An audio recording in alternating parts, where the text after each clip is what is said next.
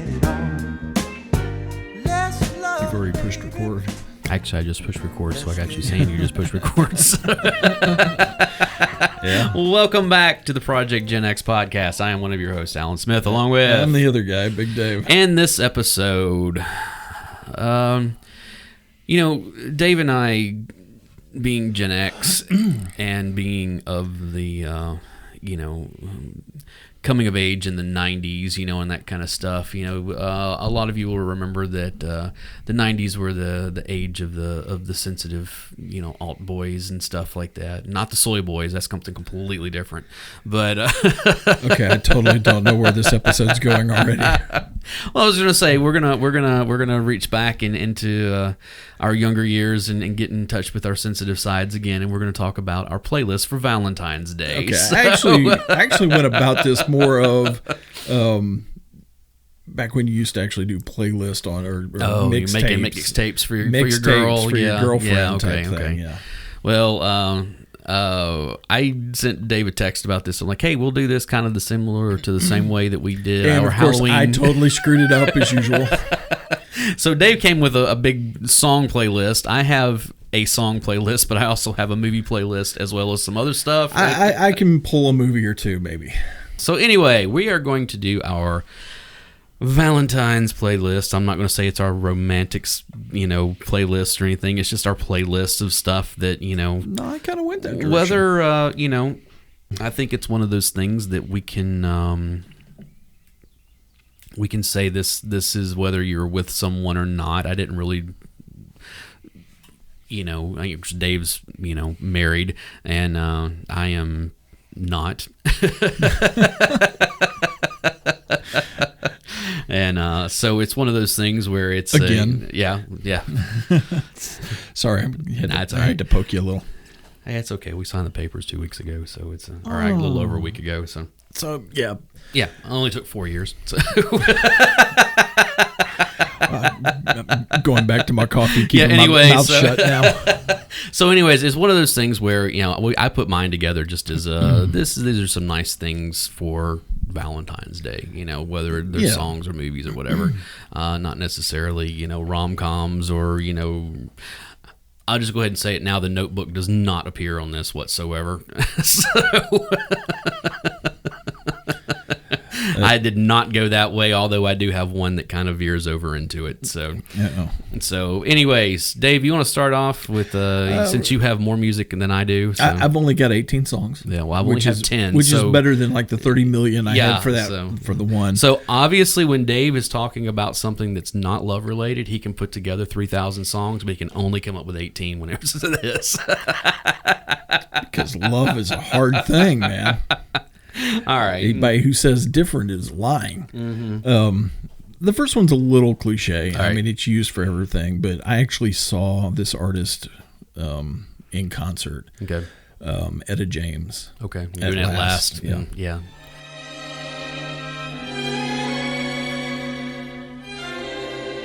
At last,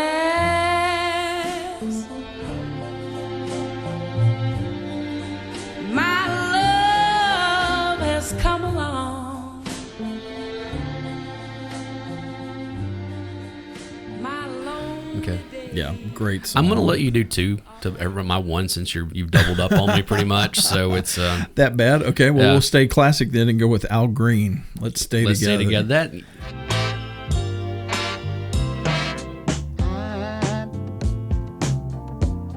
I'm so in love with you. Whatever you want to do is all right with me.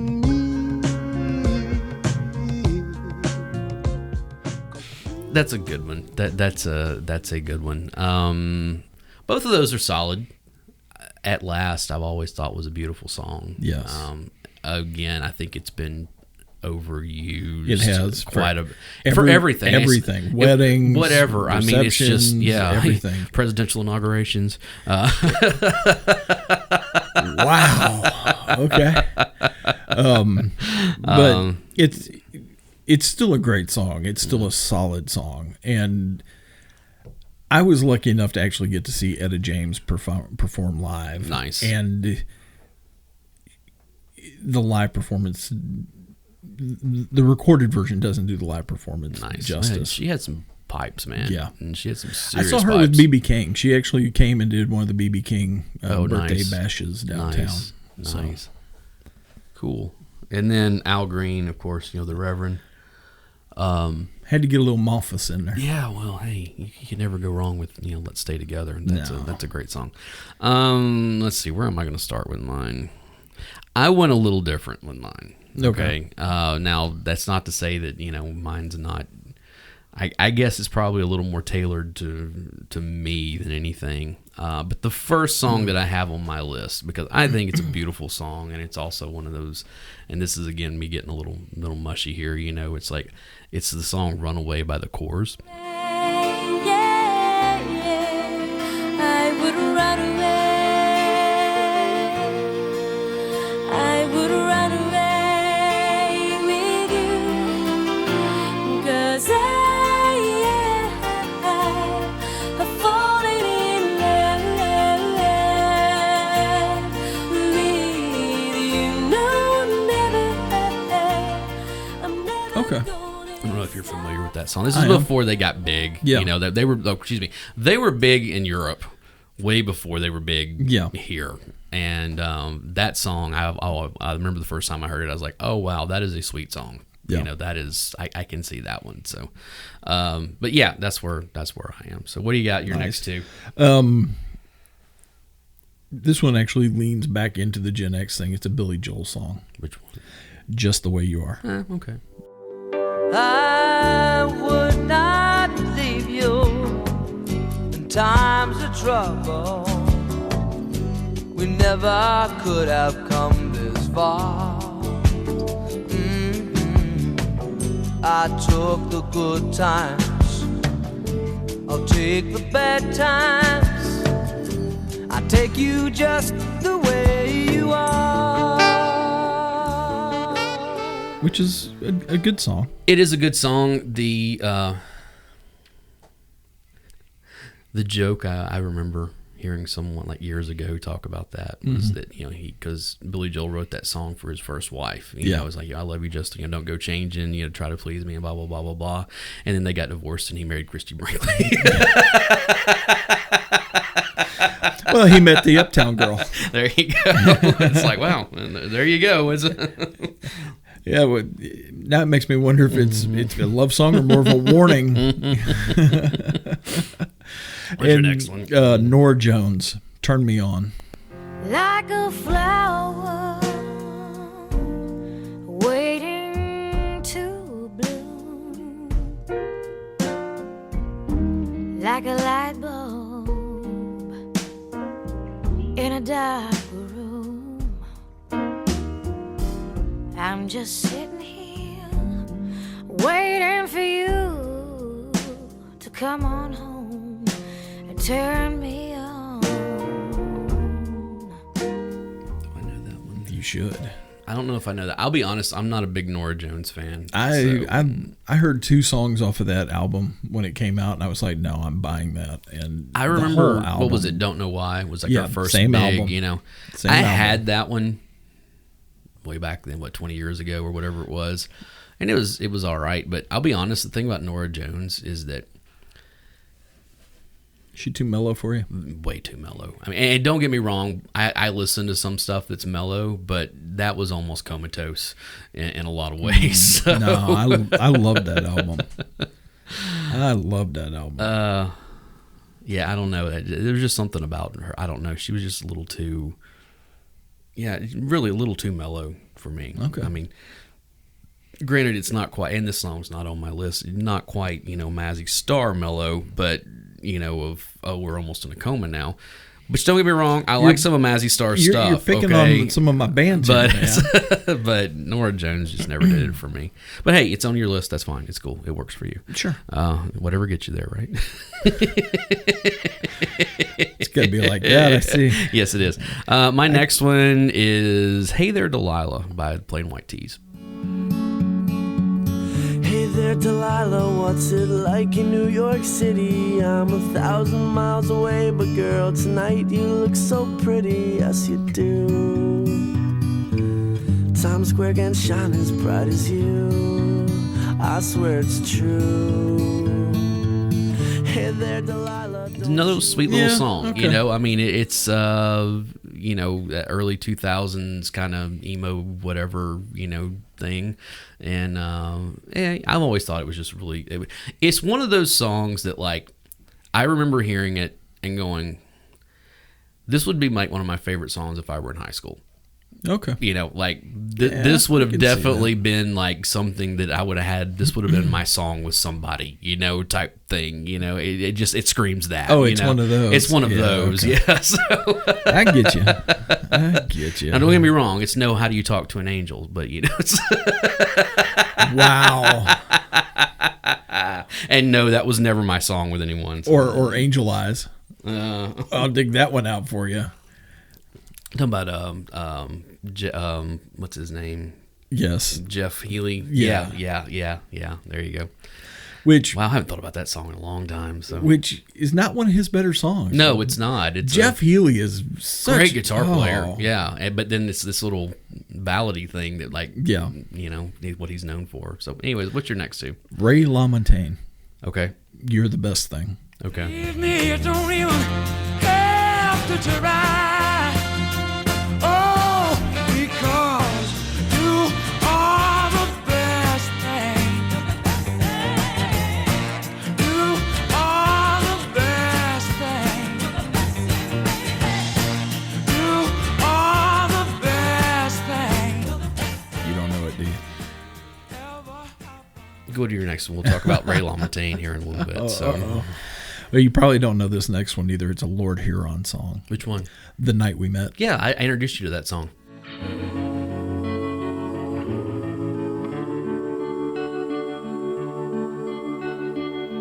I am not the only traveler who is not repaid his debt. I've been searching for a trail to follow again. Take me back to the night we met. Did you? Yes. Okay. Sure. You don't remember that? I was like, No. hey, have you heard this? You're like, no, I haven't. And you were like, oh my God, this is great. I'm like, yeah, it is. Okay, so I stole one from Yeah, you. that's so there that's you a go. great song. You know, it's funny. I don't have that one on here, and I should have. But Ray What's wrong with Ray? You don't like Ray? his music is all right. Like, I prefer Damian Rice to him. I know they're kind of the same, but kind of not. Yeah. But the problem with Ray however the fuck you pronounce his name. LaMontagne. I have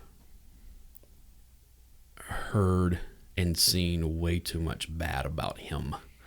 So I don't know anything about him personally. I just know Well, the it's music. not, but I'm not even talking about like in personal life or anything. I'm talking about like I have had people who known people who went to see him in concert and said he was a royal pain in the ass the entire time, like talking down to the audience and Really? and all kind and somebody else who went and saw him and said that he acted like he wanted to be anywhere else except for on that stage.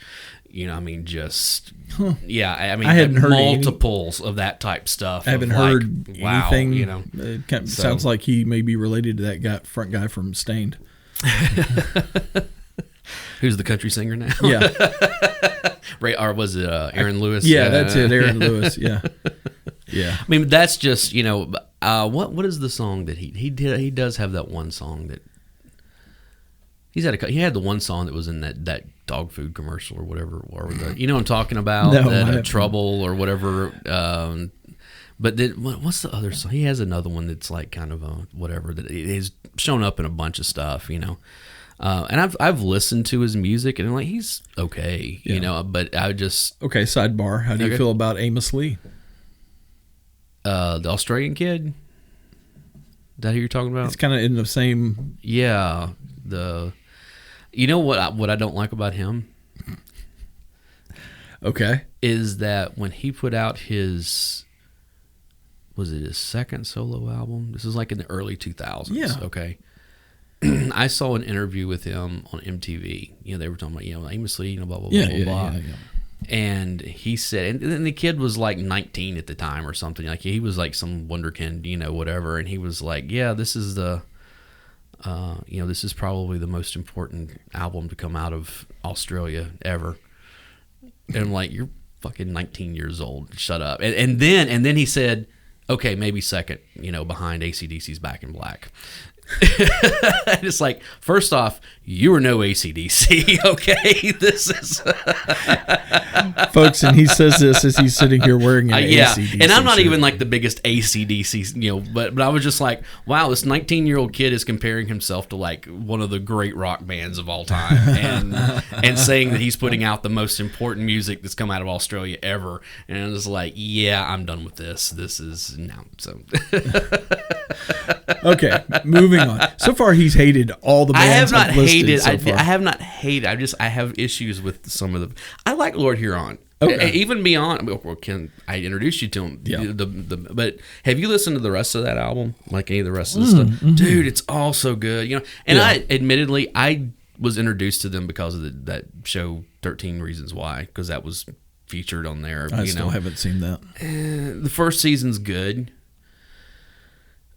It's hard to watch in some parts of it, because it deals with, suicide and, kind of stuff like that. The second season, I had some issues with of the way that they portrayed certain things in there and I'm not even talking about like anything that happened per se, but just kind of the retconning of certain things, and then also the way that some attitudes, and stuff. It didn't look like something I would be interested in. To give you an idea, the wife and I, we've just about expended all of our streaming services. Are you watching the new season of Riverdale? Yeah. Oh, it's so good. Yeah. But we're also going back and digging all the way back through Longmire. I've heard good stuff about that. I've really enjoyed Longmire. Cool. Lou Diamond Phillips in that show is excellent. Nice. Okay. So, my next one is it was on the soundtrack of the movie Once. Have you ever seen that movie? I don't know. It was an indie film that came out in mid 2000s somewhere. Okay. It has Glenn Hansford. You probably don't know him. He's a musician, but he was actually in the movie The Commitments. Oh, he was the redheaded guitar player. Yeah. This kind of like revitalized his career because he did all the music for it and everything. Which is a song called "Falling Slowly." It's him and Marketa. Let me see if I can get her last name correct. Arglova.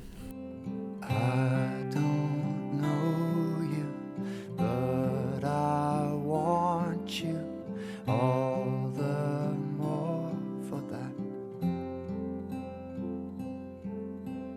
Words fall through me and always fool me, and I can't react. Okay. And the whole thing is they're like the two main characters in the movie, but this song is Wait, just is it gorgeous. something about getting in a boat and rowing out or something? No. It seems like there was another movie. No, this movie takes place like there. It's set in I think it's set in Ireland, if I'm not mistaken. And he's like a songwriter. He's a songwriter, and I think I've heard this song. She's come to like she's living there. I think I she's, know. she's separated from her husband, and I haven't seen the movie, but the I movie think I know is what really you're talking good. about. Yeah, this is a beautiful song. Actually, my wife's cousin Steve was the one who introduced me to it. It was like, hey, you need to listen to this. And I was like, okay, cool. There's a line about, would it take the sinking boat and row it back to shore? Yeah. That's what I was thinking of. Yeah. Beautiful song. Beautiful song, absolutely. But yeah, that's my third. You can kind of see that I've got like the slow song thing going on here. That's kind of whatever, but it's going to change here in a minute. So okay. All right. So the Pretenders. I'll Stand By You. Really.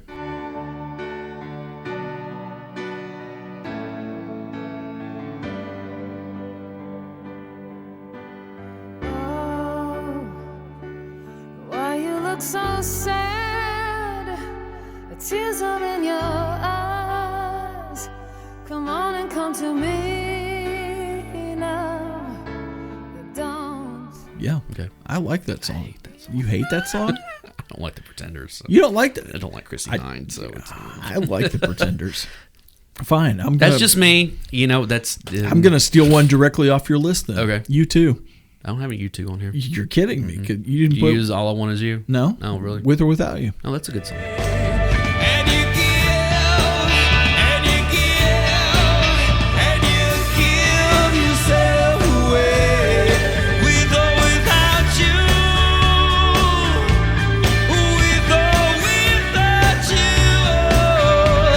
I can't live with or without you.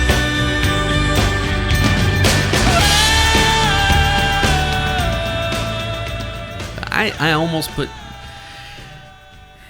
put a U2 song on here, but then I decided not to. Figured it'd be too cliche for you. You know, I'm not going to get into it for the listeners that don't know, but you know my history with U2 and a certain ex. Okay. So, Yeah. Okay. so I would rather not associate that, Gotcha. especially considering the 2 Valentine's days that she put me through hell. So, Okay. so yeah. All right. But no, hey, dude, it is such a great song. You know, I don't know. Again, you know, go and listen to the Untitled Gen X podcast. They did a whole deep dive on the Joshua Tree, and they really got into this song and the video and stuff. So, Since you crapped on them earlier, I actually have Mazzy Star on here. Fade Into You. Fade Into You. You know, I almost put that song on here. I wanna hold the hand inside you.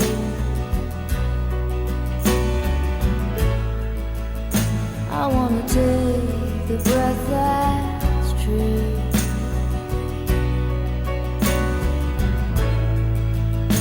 I look to you and I see nothing.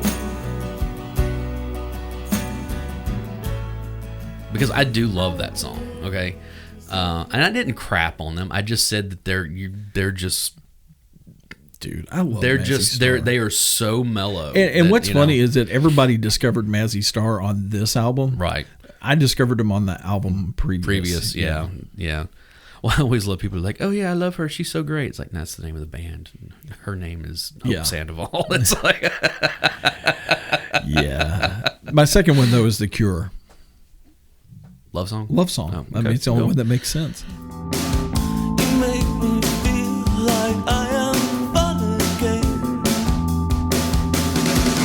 However far away, I will always love you. However long I stay, I will always love you.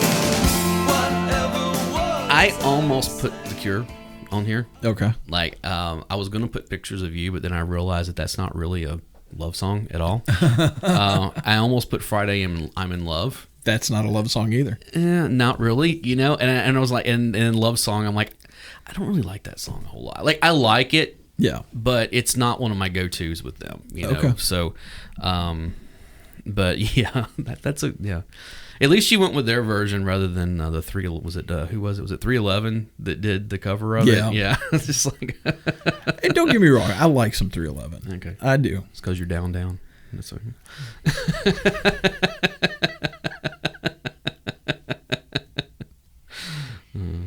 Or is What's your next song? Shut up. Amber, the color of your energy. Shut up. What's your next song? Just shut up.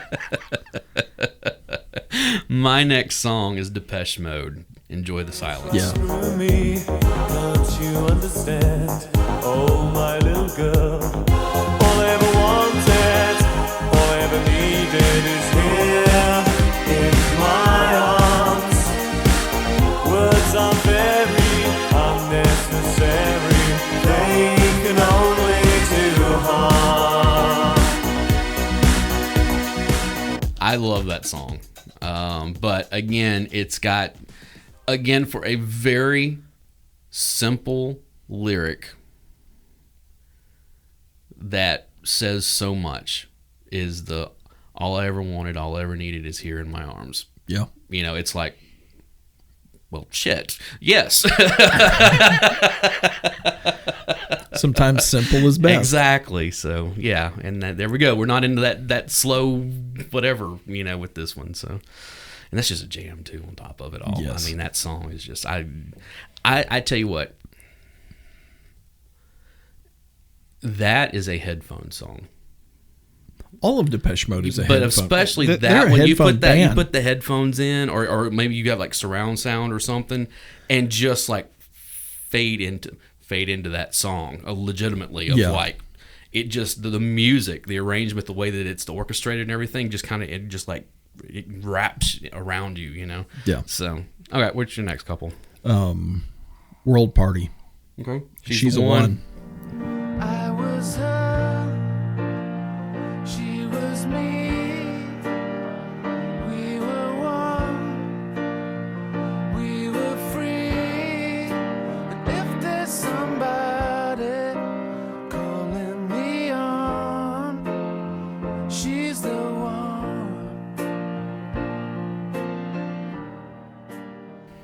I've always loved the song. I've loved it since I heard World Party do it. And so many people have covered that too. Yes. That's one of those songs that like a ton of people have covered it. Yeah. So The World Party version is the best one. that's a hands good down. one. That's a good one. I've got the Smiths on here. There is a light that never goes out. Take me out tonight, where there's music and there's people and the young and the light. Driving in your car, I never want to go home because I haven't got one. Okay. Bailey for the main chorus. It's like, if tomorrow we get hit by a double-decker bus and it kills us both, it'll be my pleasure to die with you. That is dark. That's all right, because you're in a couple of like when we get into some other stuff, you're gonna be like, okay. Yeah. My next one, I've got like 3 songs from like the early 2000s on here. I've got 6 songs left. Okay, well then we need to. Okay, I've got Dave Matthews Band Crash Into Me. That's a good one. Sweet like candy to my soul. Sweet you rock and sweet you roll. Lost for you, I'm so lost for you. Oh, when you come crash into me, and I come into. I do not like Dave Matthews Band per se. There for the longest time, I always said they had one song per album that I liked. When Under the Table and Dreaming came out, I really liked Satellite. I thought that was a great song. Yeah. Okay. Then when Crash came out, I really loved Crash Into Me. And then whatever the next one after that, I liked what was that song? Don't Drink the Water. Yeah. Was on it. And then when their next album came out, I really loved The Space Between. I mean, I was like, but all the rest of their stuff, I care less about. And then after that, I was like, screw these guys, I'm done. Well, So- here's what's funny is Dave Matthews Band is actually the last band I saw at Starwood ever. That's a shame. I was a at, better last one, you know. Actually, it was a good show. It was a really good show, and I had a good time because I was in school at Western, and my friend who lived across the hall from me at the apartment complex was like, "Hey, I've got Dave Matthews tickets. Do you want to go?"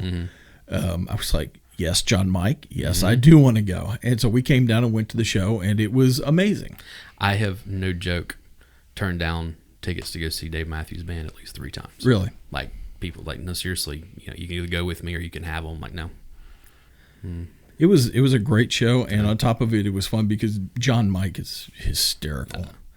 And actually, John Mike's got a podcast. I've got to get his information. Okay, yeah, so we can plug that. Yeah. So He actually got his doctoral. I can't remember exactly what it is, but he's like a huge exercise science guy now. Oh, I remember. Yeah, you're talking about him. So And he's a monster. Nice. He really is. But I will say this, John Mike, you're nothing but a big hairy girl. I said it. Fair enough. Yeah. And now it is recorded for all posterity. So. And I'm going to send this to him too. So. All right, cool. What's your next one? Since you've already mentioned the Commitments, I've actually got the Commitments on here. Which one? Try a Little Tenderness. Oh, she may be weary, and young girls, they do get weary, wearing that same old shaggy dress.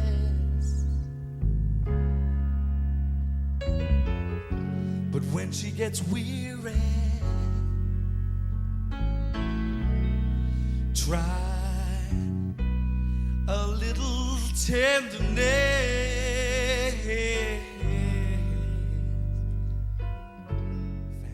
Yes, their version of that is really good. Of course, that's a Percy Sledge song, Yes. originally. But their version, yes, that is a master remake, and probably should have been on our remakes that were better than the originals. Yeah, it probably should have. Now that you said it, it's like, oh yeah, okay, I got that. Actually, both those soundtracks, because there's the Commitments and there's a Commitments Volume 2. Right. Yeah. All of those songs are just... Well, their version of I Never Loved a Man, it was the Aretha Franklin song. You can never touch Aretha Franklin, I'm sorry. But their version comes pretty close to it, of like, oh, okay, I get this, Yeah. My next one. Well, how many do you have left? I've got 1, 2, 3, 4. I've got 5 left. So. Okay, so go we're, ahead. We're right around the same. I've caught up to you. All right, so I have You and Me by Lifehouse.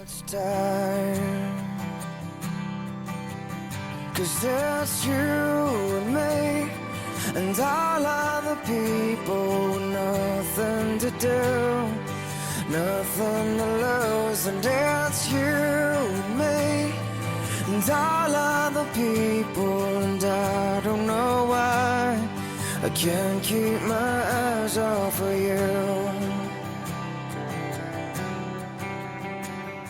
Okay. Here's the thing with this song, and I've said this, and if there's anyone out there that's not following me on Facebook with like the bedroom concerts that I've been doing since I think May of last year, about the time everything kind of got locked down, It's his quarantine project. It really is, and I did this song, and I said in the intro, or I think, actually no, because I had to re-record that intro like 3 times or something because I kept like screwing up. But it was one of those things that I know that this song, when it was released in the mid 2000s somewhere, was a lot of prom themes. Yeah, it was a lot of first dance at weddings. Yeah, it was a lot of our song. It was. I mean, I guarantee you, it was like it was played at every homecoming dance or winter formal or whatever there for a good couple years.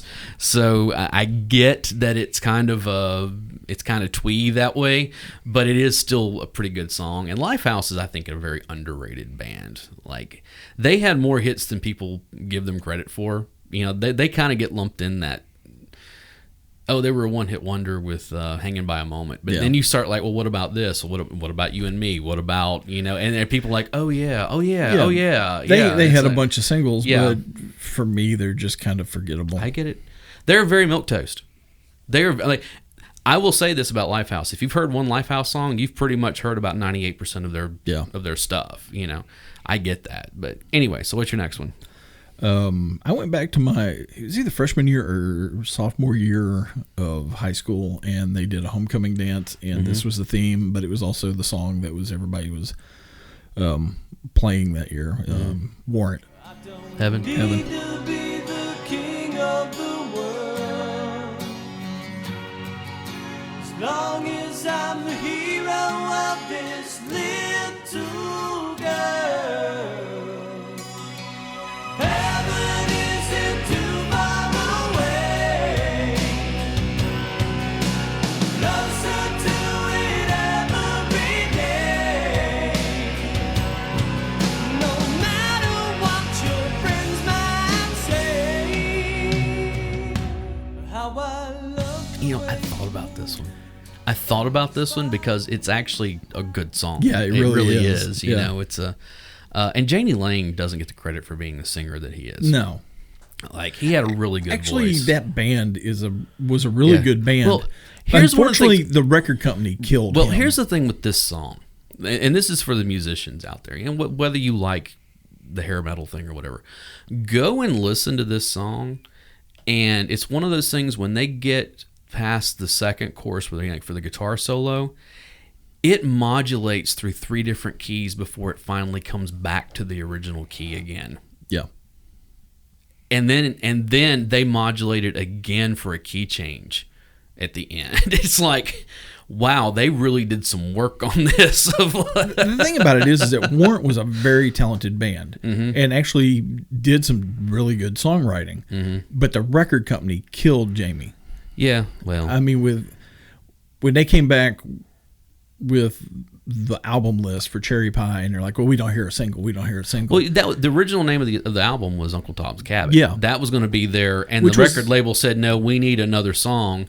Yeah. And literally he wrote Cherry Pie as a FU of like tried he legitimately said, I tried to write a terrible song. Yeah. And did it on the back of a pizza box. I know, and they were like, this is great, and that became the title of the album and Yeah. the lead single, and yeah, so But that I blame the record company and that song for killing him. yeah, I really do. well, and that and all the alcohol and drugs, you know, that's it. Well, I don't Yeah. know that he would have been into the alcohol and drugs as bad as what he was if it hadn't been for that. That scene, man, back in the late 80s and early 90s. I so. stand by what I said. Okay, the that's fine. record company But killed yeah, him. Heaven's a good song. Yeah. Heaven is a really good song. I have to say that. And that's one of those songs that, like, every once in a while, I'll take a stab at it. Yeah. And then I realize very quickly I do not have the vocal range for this No. by any stretch of the imagination, and I do not want to have to transpose that many key changes. Yeah. All right, So, what you got? My next one, Chris Cornell with Sun Shower.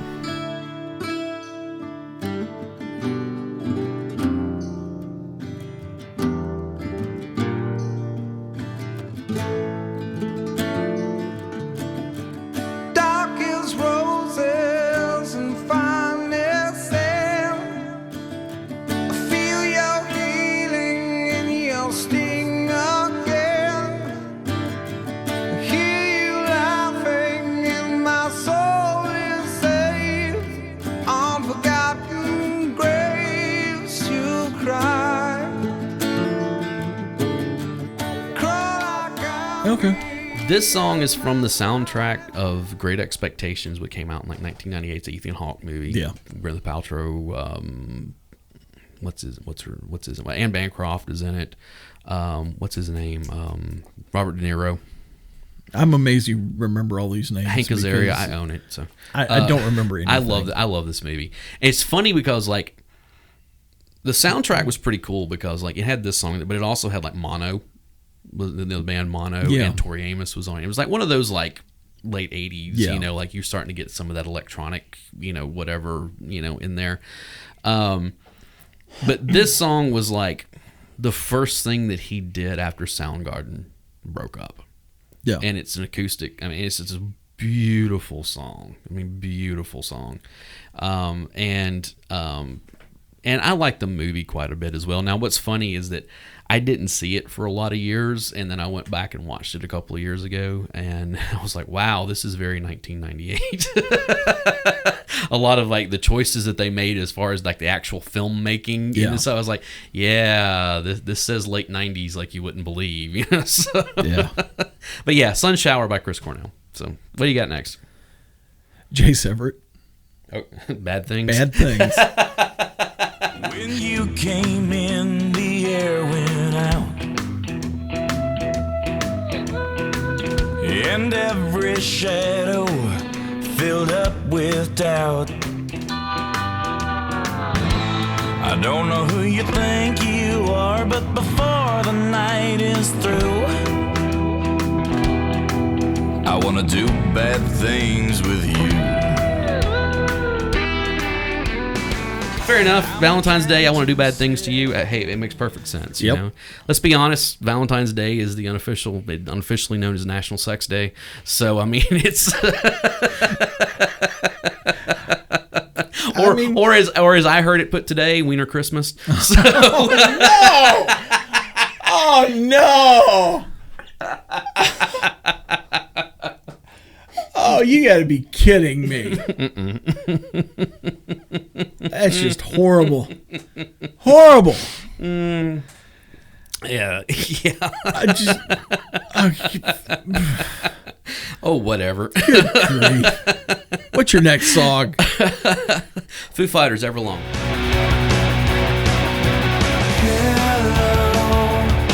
I've waited here for you.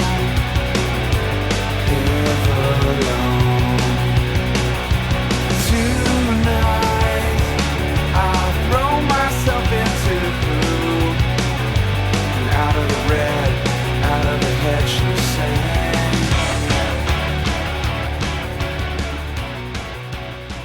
Yeah. Beautiful song. I know it's a rock song. I actually like the Skin and Bones version of it. Really? Yeah. See, I have heard them do various, acoustic versions of, or actually Dave Grohl do, acoustic versions of it, and I like it. Yeah, I like the acoustic versions, but I still think that the original rock is still one of those, like, no, this makes perfect sense the way that it is, so. But if you haven't heard the version that's off the album Skin and Bones. I haven't heard the Skin and Bones album. Oh, dude. You really need to listen to that. I'll go check it out. Yeah. So. What you got next? It's a song by a band called the Dirt Drifters. It's called Hurt Somebody. Okay. And the main line in it is, girl, you're going to hurt somebody, make somebody bleed. Girl, you're going to hurt somebody. And Lord, I hope it's me. Well, you ain't that old, but you ain't that young. You lived a lot, but you ain't quite done. All eyes on you everywhere you go. Yeah, it's all good till you get too close. Girl, you're gonna hurt somebody, make somebody bleed. Yeah, you're gonna hurt somebody, and gotta hope it's me. There's an innocence there this time of night. Fair enough. Fair enough. It's a song that if we were talking about, Dave and I were talking about, I was like, it's like, probably should have put Love Hurts by the J. Gile Band on here, or not Love Hurts, Love Stinks. Stinks, it's Love Hurts by Nazareth. Yeah, there you go. But it's like, but Love Stinks by the, J. Giles Band, or Everything About You by Ugly Kid Joe, it's there you go. What you got next? You're probably going to be like, huh, on this one. But again, it's, if you ever really listen to it, you'll understand. Smashing Pumpkins, Stand Inside Your Love.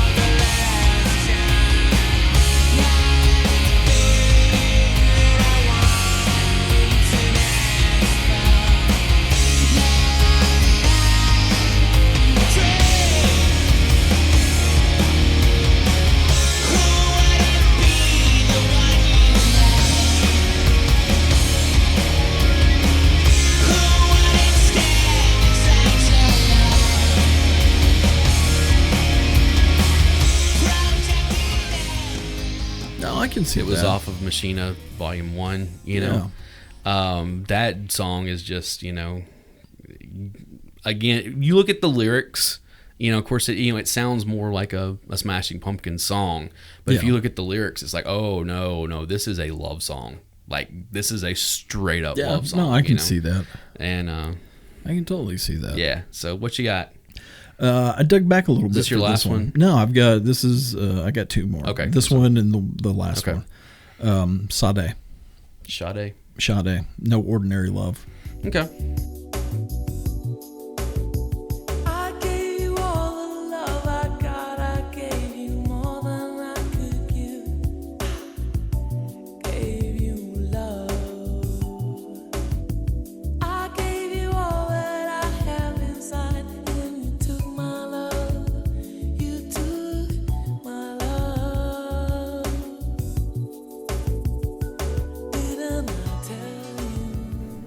The only problem I have with this song Yeah.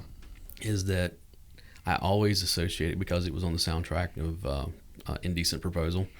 So I had completely forgot about that. That was like movie. It was on the soundtrack for that movie, and like did. that was in like all the commercials and stuff. Of course, if you haven't seen Indecent Proposal, Don't bother. It's It's worth not it. that good, but it's basically about Robert Redford paying Woody Harrelson money to sleep with Demi Moore, his wife. They're on I think they're actually on their honeymoon, aren't they, or something like that? Honeymoon or vacation, something. or Yeah. something. And it's like, would you be okay with your spouse sleeping with a stranger for $1 million? Is basically what it comes down to, you know. And and then you get to see all the problems that arises from that. So I had completely forgotten about that movie. Yeah. So, and it's not. And the thing about it's a bad movie. It's a terrible movie. It is but I mean, like, even like the way that it was shot is bad. Like, the love scene. It's like, it doesn't work that way. What are you talking about? It's like. Okay, if I've forgotten about the movie, I definitely don't know anything. Well, I'm not even talking that. about because it's nothing. It's just like the way that that doesn't work. Like, that does not work at all. I mean, this is. Anyway, okay, what's your next song? My last song that I have on here is "Lucky" by Biff Naked. It was a Monday when my lover told me never pay the reaper with love only.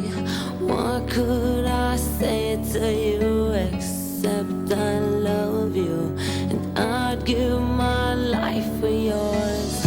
I know we are the lucky ones. I know we are the lucky ones. I know we are the lucky ones. Oh, that's a good one. Love that song. That's a good love one. it, love it, love it, love it, love it. Yeah, I could definitely get busy to that one. So. Okay. I'm on I left last. all typo negative off of here also because it's like I would have gone with off of October Rust. It was the first song on the album. You got your Magic Witch box I sitting know. right there. I probably even have it just on my phone in general. Anyway, but yeah, go ahead. I'll look it up. All right, last song, Janet Jackson. Which one? It's off the Velvet Rope. Which one? That whole album. I'm sorry. The Velvet Rope, pardon my language, is a fuck album. I'm sorry. That is a... Rope burn. My lips hurt.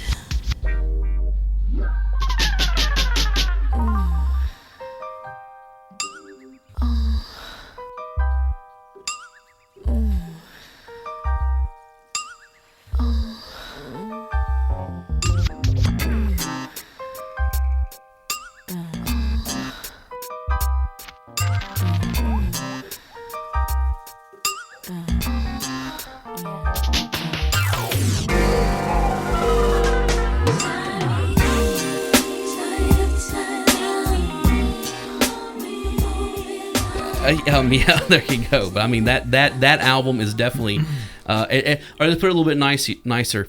It is a baby making album. Okay, You're gonna go back and do a little editing there, right? No, not the slightest. What are you talking about? I don't give a fuck. Wow, that's like three. That's 3 times in the show. You realize that, right? Probably. No, I've been counting. Okay. But yeah, that's my last song. What is the name of that song? I just said it. It was no. Rope Burn. I'm talking about the. You know what I'm talking about. Typo negative. Yeah. Knowing you, it's probably My Girlfriend's Girlfriend. No, that one is on there, but it's not. Love You to Death. Oh, the name of okay. it. That's the name of it. Girlfriend. Nah, see, I don't like that song that much. The Girlfriend's Girlfriend. Yeah, because she's your girl too. Yeah, exactly. According to the lyrics. Exactly.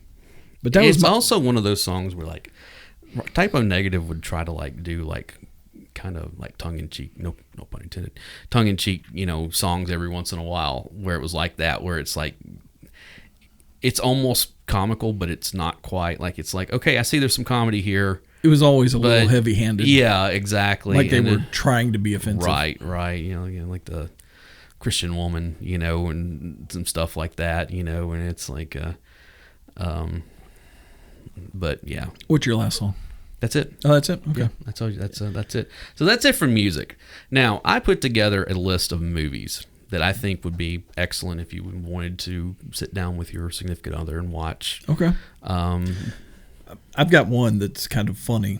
Okay. Because it actually happened. There was, back before I was married, there was a group of us that always hung out. And one Valentine's Day, it was me and my friend Connie and my buddy Jay, and all of us were single, and none of us had anything going on. And Connie was like, hey, let's grab some food. Let's just go back to my place and watch a movie. We're like, yeah, okay. And the movie that got selected that night, to much hilarity, was Deuce Bigelow, Male Gigolo. And it's still a running joke. Fair enough. This day. So, if you're looking for some fun on Valentine's Day, I highly suggest that one. I am going to go down my list here of what I would suggest are good. Now, one of them I'll say, okay, the first one I'm going to say here is not necessary. It's a documentary, actually. Okay. And I suggest this might be better for someone who maybe is not with anyone, because it's comedy, but you'll understand also. It's a documentary. It's on Netflix. It's called Mortified Nation. Okay. Are you familiar with this? No. Okay. Mortified was and is this, I guess we call it a stage show that they would do like periodically. And basically what they would do is that they would go and they would ask for volunteers of people to bring their teenage diaries and read them in front of because it's one of those things that it's a shared experience with everyone. Okay. And it's kind of one of those things of looking back on where we were. And and of course, it's one of those things that some of it is comedy gold, because the people doing it are like, they realize, they're like, oh yeah, here's the type stuff, But Mortified Nation is a documentary about them like doing this and different people that they they brought on, that kind of stuff. There is a podcast. It's the Mortified podcast, where they will have, like, every episode they will have like one or two people. They usually will pull a theme. And they'll have like for people it's from the live shows, people reading or whatever, and then they'll do interviews with them, and this and stuff, and they're talking about all that stuff. It's one of those things where it's like, it's funny, but no one's laughing at anyone. Believe me, it's all a shared. It's that comedy of knowing. That was something that when I remember when I was in college, I had a lit teacher who said, there are two types of laughter. There's the laughter of comedy, and there's the laughter of knowing. Yeah. And I was like, yes, that's one of those things that stuck with me, where it's like, yes, I know exactly what you're talking about, and it's funny because I've experienced that or something similar as well. Yeah. So the Mortified podcast, but then Mortified Nation is the documentary. It's like an hour and a half, and it was one of those things that I just like, I recommend it to anybody. Because, of course, it is a lot of people talking about, their high school crushes or whatever, and, stupid things we believe when we're teenagers. And, then all of a sudden you're in your 30s and you're like, oh, what the hell was I thinking, So that was pretty good. All right, as far... Well, I just happened to think of it. Go ahead. You got to throw the Charlie Brown Valentine Day special. That's a good one with the little redhead girl. I know, since you have your own little redhead girl. I have my own little redheaded girl in Miss Day. So there we go. I've got a second one. Go ahead. I was just throwing that one in. Let's be honest. What? She has a little redhead girl.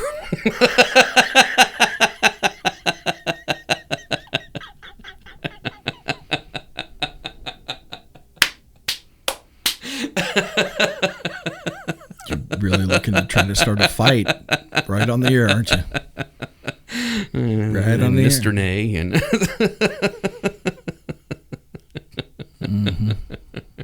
all right. Okay, move along. Move along. Like you should. Actually, I was thinking more like Star Wars. Move along. Yeah. Okay. All right. I'll go with like the mainstream stuff before I get into the last couple. There is a movie I told you about that I just watched. All right. It came out last year, and of course, movie theaters, being what they are now,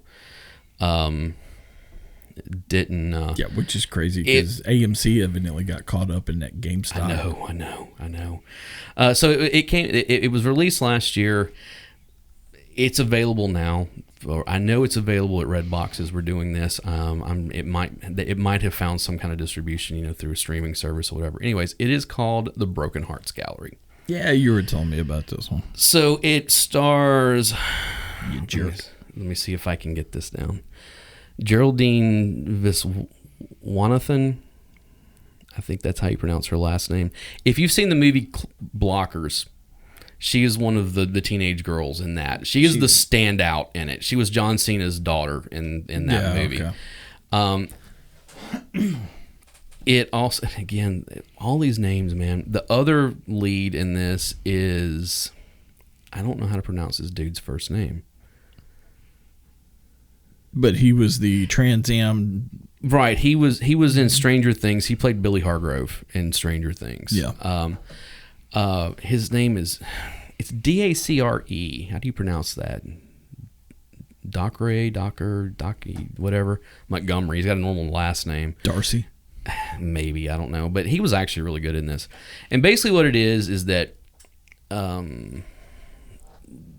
she's, post-college, working in New York at a movie gallery, not a movie gallery, but at an art gallery. And she has... Yeah, those are totally two different things. Yeah. She's working at an art gallery. Oh, and Bernadette Peters is in this also. And at 70 years old, Bernadette Peters is still hot. And I love her to death, and she needs to be in more things. That's all it is to it. I've always loved Bernadette Peters, but she disagree with any of that. And I was like, when I saw that she was in this, because she actually plays the owner of the art gallery that that she's working with. Sure. So it's one of those things that she's working at this art gallery. Her and her boyfriend break up, and it's one of those things where like she has collected souvenirs from all of her past relationships, and she won't get rid of them, and her friends are always like, you need to get rid of all this stuff. And so she winds up, and it's a movie, but it's one of those things that she's putting together this thing called that she starts calling it the Broken Hearts Gallery, where it's like items that people will bring in and say, this is from whatever relationship, and blah blah blah, and that kind of stuff. Basically broken relationships as art. Right, pretty much. And it's actually a really cute movie, and I'm telling you, how many hoodies were on display? I didn't see any hoodies in it. Because that seems to be like the staple that girls steal when they break up with you. Well, this is across. There's still a couple out there. Hey, I want my hoodie back. I was going to say you're not bitter at all, are you? So I love my hoodies. I know, I'm the same way. But yeah, so it's one of those things that like, it's a cute movie, but I actually found myself like, oh, this is like a really sweet movie on top of it all, and it's the ending of it's a little sappy, but overall it's actually pretty good. It is not your normal rom-com because there's some really like offbeat humor in this, some really inappropriate humor at certain points and stuff, but it's just one of those things where it's like, it's really funny. I enjoyed it as a whole, and so that's a newer movie that I would suggest. Another newer movie that I would suggest came out 2 years ago, I think it was. It's called Juliet Naked. Okay. It's got Ethan Hawke. Okay. And it's got Rose Byrne. And basically what it is, Ethan Hawke is this, Rose Byrne's boyfriend, okay, is like obsessed with this guy. His name is Tucker Crowe. He was this musician in the 90s who put out like one album. It was called Juliet. And it's kind of, he's like running a website, and there's all these like, whatever happened to Tucker Crowe with this and blah blah blah, because he did this one album and then disappeared, and nobody had seen him in over 20 years. And so it's one of those things that like, all of a sudden, where the title of the movie comes from is that someone sends him a CD. Oh, I think I saw previews for this that's thing. called, Yeah. it says Juliet Naked, because basically what it is it's just the vocals and like acoustics of like recording. Like it's a stripped down version of the album. Yeah. And it's one of those things that, like, you know, he listens to it and he writes a review on the website and all this kind of stuff. And she's kind of like, you really need to get over this Tucker Crowe obsession. And she writes some comment on the website about how, you know, it was like overblown, you know, trite or something, you know, just kind of like getting jab at him. Well, Tucker Crowe actually emails her and is like, no, you were right about this. And they become friends. And of course, her and her boyfriend break up in the meantime. So he comes to England because his oldest daughter is having a baby, and it kind of takes off from there. And it's really good because it's kind of Ethan Hawke playing the midlife version of Troy from Reality Bites. Of now he's still in that. He's still in that, like, I'm middle aged now, and I still don't have my life together, and I've got, you know, multiple kids, and I, you know, just kind of coasting through life, you know, type thing. And it's actually a cool movie, and the soundtrack's actually really cool too. Like, it's a lot of indie stuff. It also has the Kinks is on it, you know, several things like that. So cool movie. Yeah, I really enjoy it. I actually own it. I liked it well enough that, like, I bought it whenever it hit Blu-ray. These other ones I probably don't have to explain. I've got Titanic on here because I love Titanic. Okay, I'm sorry. I am a sucker for this movie. I'm not joking. If I am flipping through the channels and it's on, I know what I'm doing for the next 3 hours. Really? Yes. Really? Really, I know. I have seen that movie so many times, it's not even funny.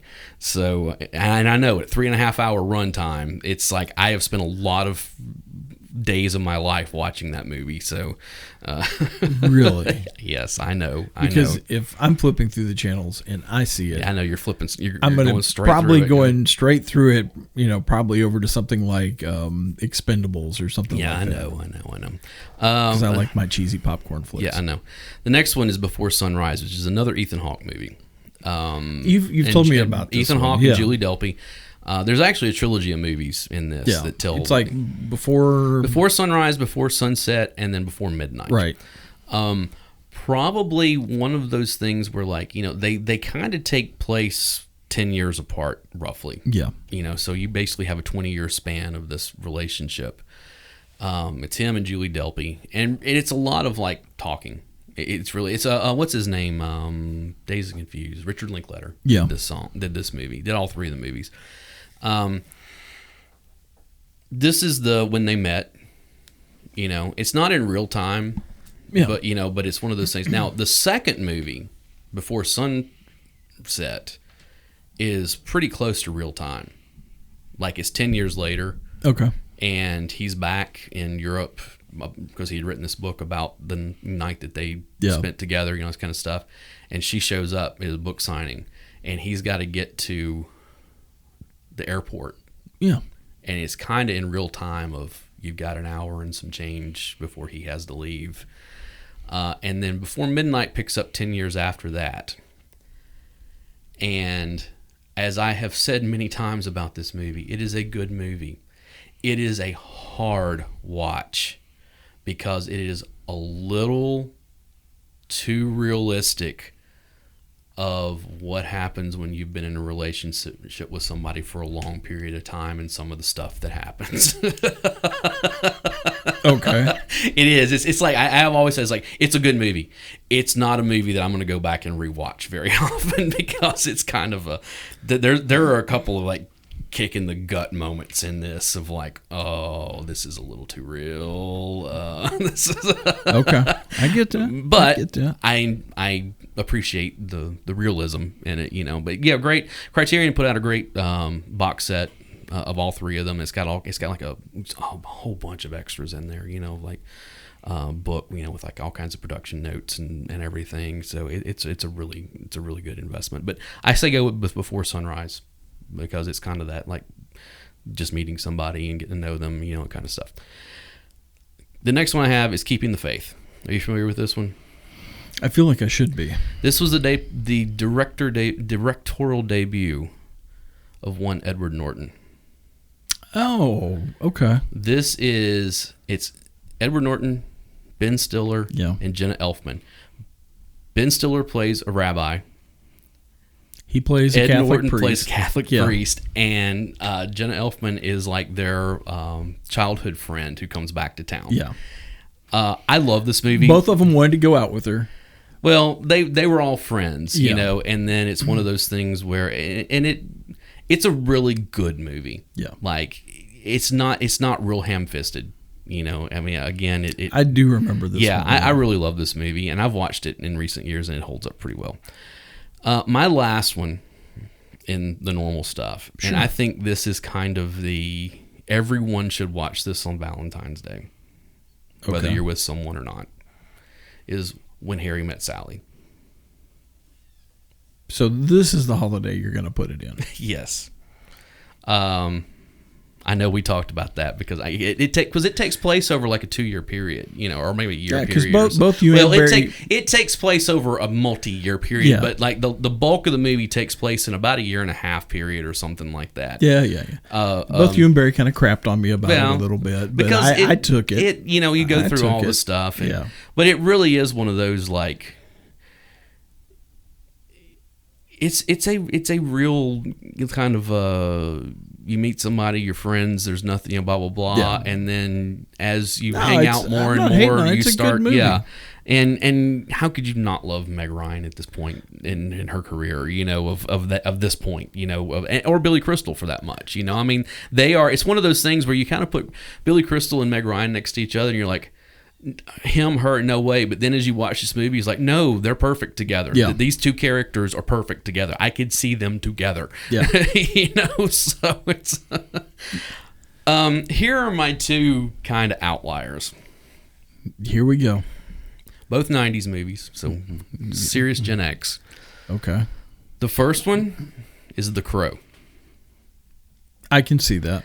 I have many times said that The Crow might be one of the greatest love stories ever told.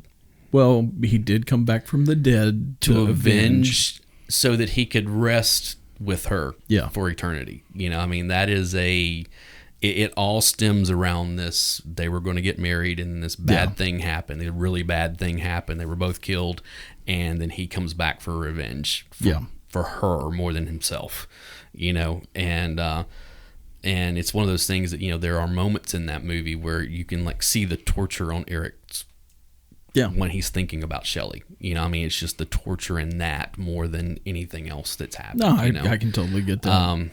And of course, you know, like the tagline on that is, you know, real love never dies. I mean, that's the whole, and of course, you get the whole. I'm not going to argue with you on it because kind of stuff, you know it's one of my favorite movies. I know. I mean, it's the first thing we talked about on this podcast. It is. Here's my other one. Plug for episode 1. Plug for episode 1. Insert here. I'm going to say 2 words, 2 names. Oh boy. Mickey and Mallory. Yes, Natural Born Killers is. And what's really sad is I can't really argue the point. Not one that I would have picked, but those 2 crazy kids did love each other. Exactly. They would do anything to see each other again, including start a prison riot. Wow. Yeah. Those are my outside the box. You know, I could have gone something like really crazy, you know, and what's sad is when that movie was in theaters, I'd asked this girl out, and we went to dinner, had a nice dinner, and then we went to go to the movie, and we couldn't agree on what movie to go see because I wanted to go see that, and she absolutely was like against it, and I was like, no, this isn't going to work. Yeah. It's definitely one of those, like, if she's not down with this movie, then we can't, that's good. Yeah, I get that. So, okay, I have 2 more things on my list here that are non-movie or music related. Okay. They're actually both comic books.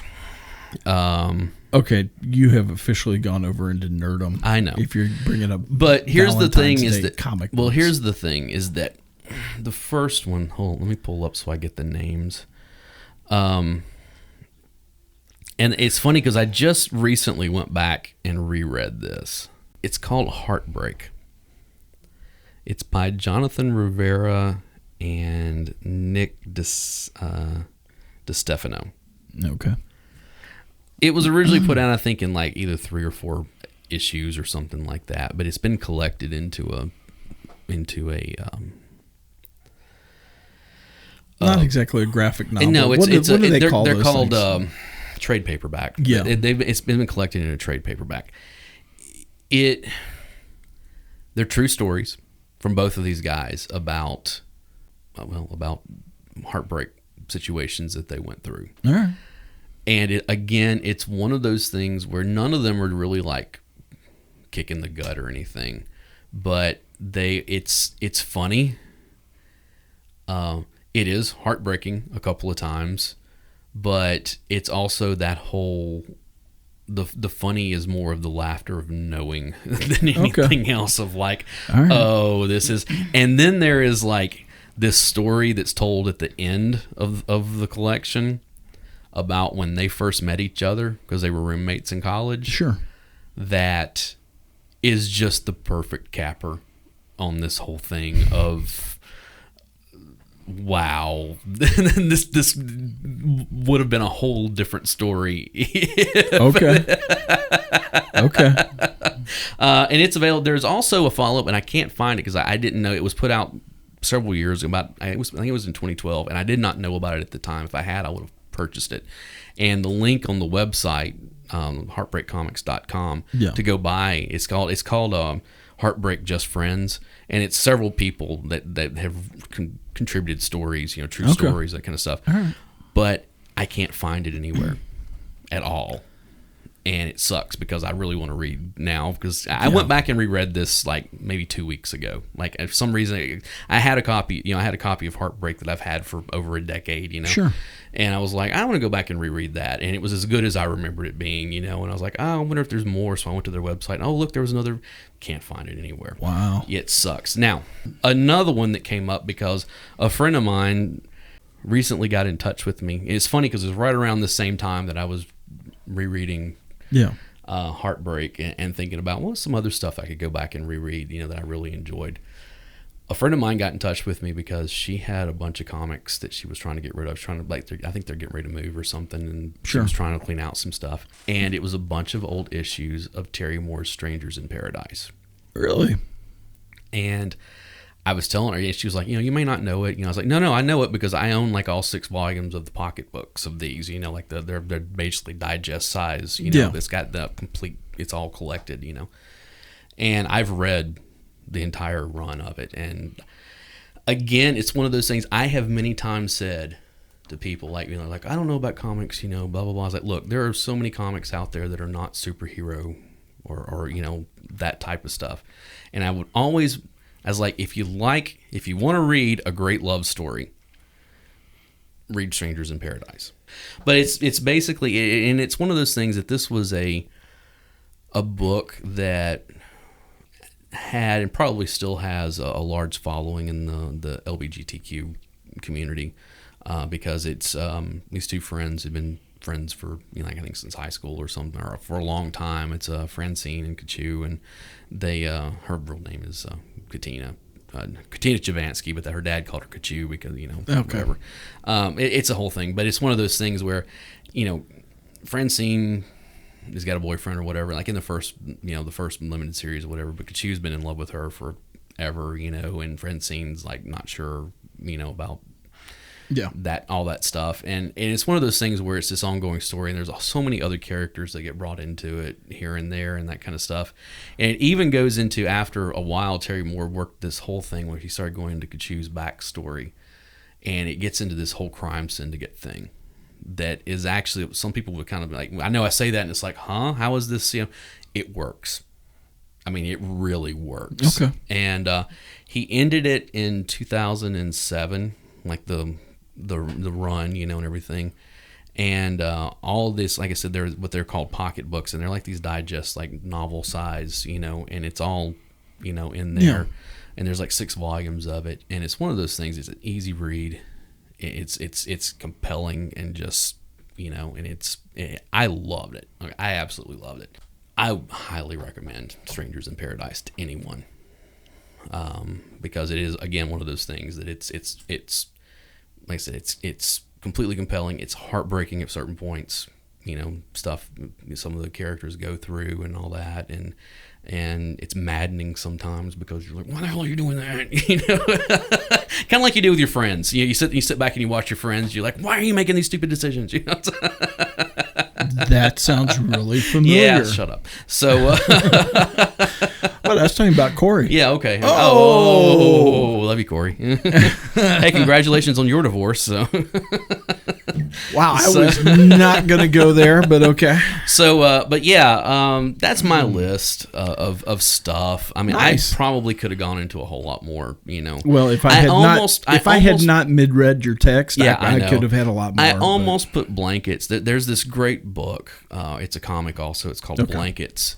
And it's this huge, like when we go back in over here, I'll show you, because I've got a volume. I mean, it's like this huge volume. Like it was actually written as a graphic novel. Sure. But again, it's one of those true life stories. This guy is relating about this girl that he was in a relationship with in high school, and it goes into more than just that. There's other circumstances and that kind of stuff. And it's one of those things that, like, it usually gets mentioned on, like, whenever people start making lists of, like, oh, great comics that that aren't superhero, or Blankets usually winds up on that. Okay. And it's one of those things I always tell people, like, yeah, read it, it's good, it's real good.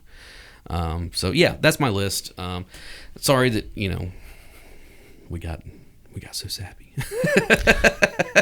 Well, it was a Valentine's Day type thing. Hey, it's one of those. It's funny because, like, Valentine's Day is like one of the few holidays that we haven't done something for. Oh, I know. Well, last year we were just completely missing anyway. So. Yeah. Last year I think we put out one episode in February or something like that, or maybe two. And well, it was a little crazy first part of the year. Well, there was a lot going on just in general, even before. Yeah.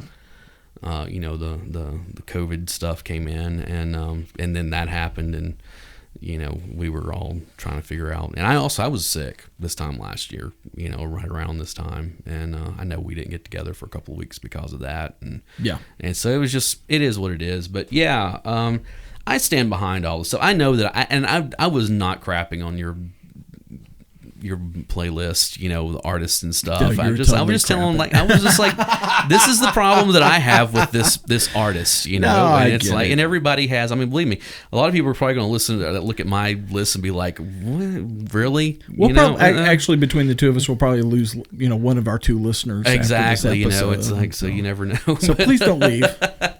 We'll do something better next, I hope. Yeah, well, we keep saying that, but it seems like we ought to be singing that I'll be better when I'm older. I'm older. I'm not better. I think I'm getting worse, actually. Nah. We're all getting better. Yeah.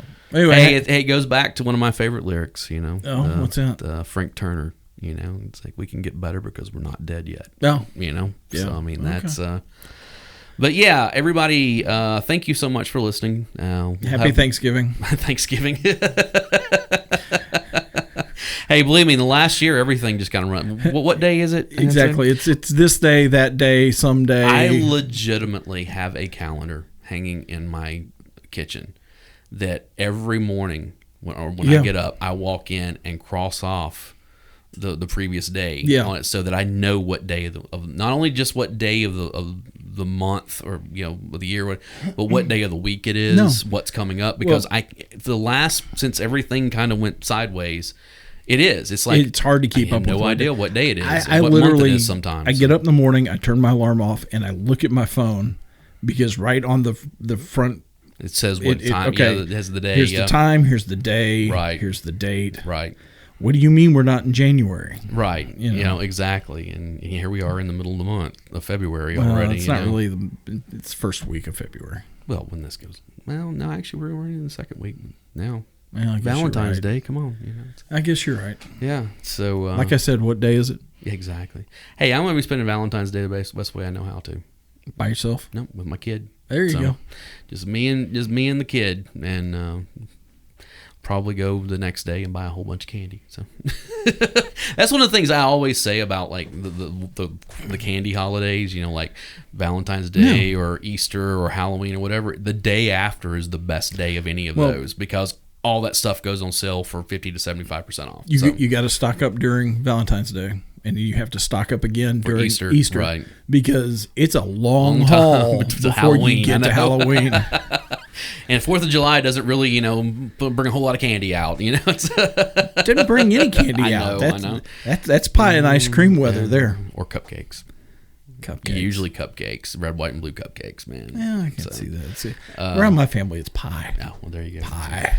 But, hey, while we're on it, because we're talking about candy. Yeah. Every holiday, every quote-unquote candy holiday has their specialty stuff that comes out. What's your Valentine's go-to? I don't know that I've really got a Valentine's go-to. I have two, kind of. I have one specifically, and then one that I'm like. I think one that I've definitely got to have is a box of the heart messages. Yes, the little conversation hearts. I love those things. That's one the little chalk. Like the people like crap on. I'm like, no. Those things are amazing. I love those. I love them. I will sit and eat a whole bag of them by myself. Okay. Yeah. And of course, Sweet Tarts has their version of it also, which my son loves those things. They're not as good. He loves the sweet, but matter of fact, we bought a bag of those that didn't last like 2 days. Yeah.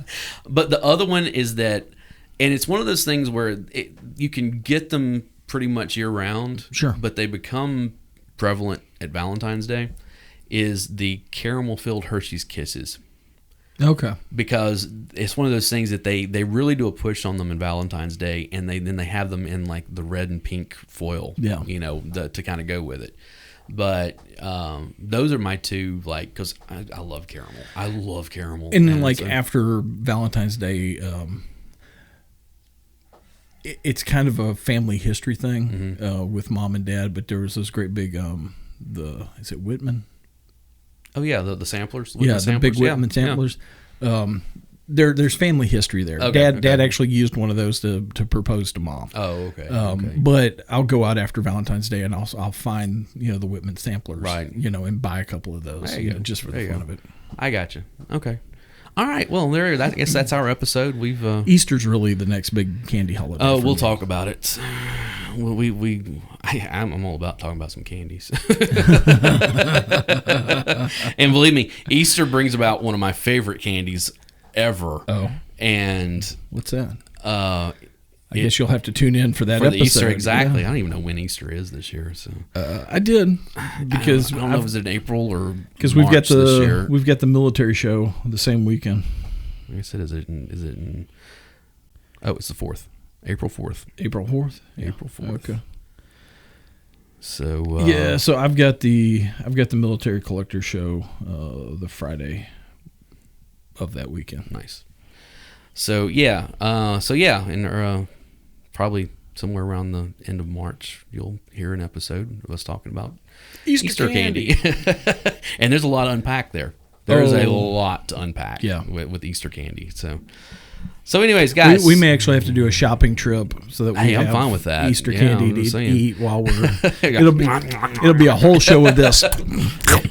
Hear rappers in the background and no and. It's kind of like most of our Halloween episodes. Yeah, pretty much.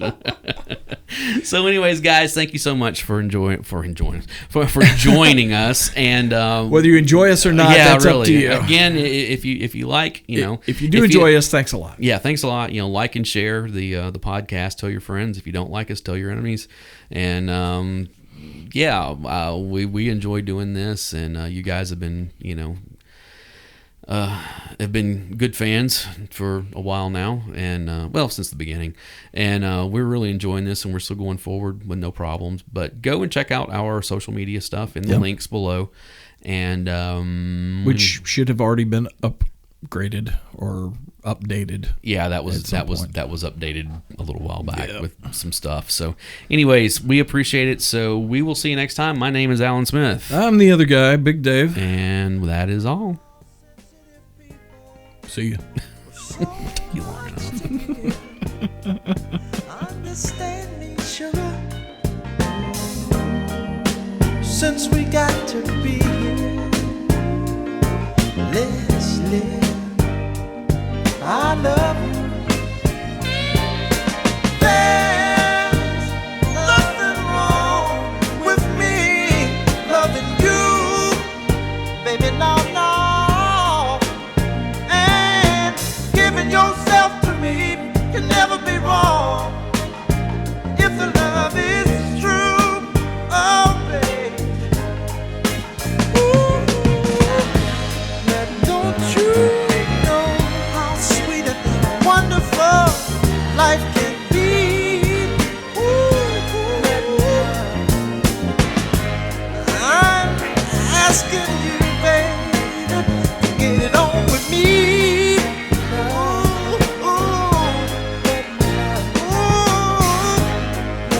I ain't gonna worry, I ain't gonna push, won't push you, baby. Come on, come on, come on, come on, come on, baby. Stop being around the bush. Hey, let's get it on. Get it on. You know what I'm talking about. Come on, baby. Bless you. Wow. That's not going to clean off the wall very easily.